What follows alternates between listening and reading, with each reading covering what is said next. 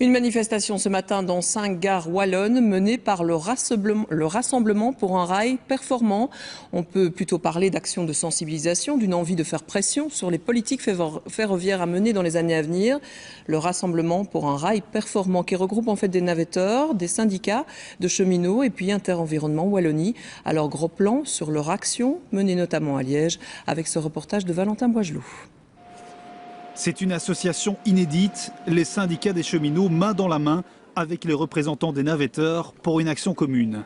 C'est une première effectivement, mais je crois qu'on a vraiment pris conscience que c'est en travaillant ensemble et en demandant les choses ensemble qu'on pourra obtenir une amélioration de notre service public, donc des conditions de travail des cheminots, mais également des conditions de transport des usagers.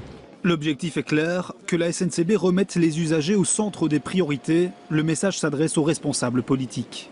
Nous pensons qu'il faut revenir aux fondamentaux du service public qui servent l'usager et le plus grand nombre d'usagers des services publics en particulier, et donc qui permettent d'obtenir des trains qui soient fiables, qui offrent un service de confort de qualité, qui assurent la sécurité dans les trains pour le personnel mais également pour les usagers.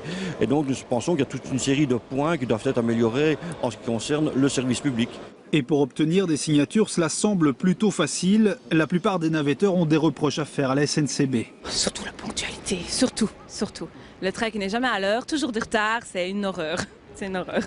Pour soutenir l'action, il y a aussi Interenvironnement Wallonie. Utilisez votre voiture au quotidien, vous explosez évidemment votre quota de CO2. Si vous utilisez les transports publics, que ce soit le rail, le bus ou d'autres systèmes, forcément vous les réduisez.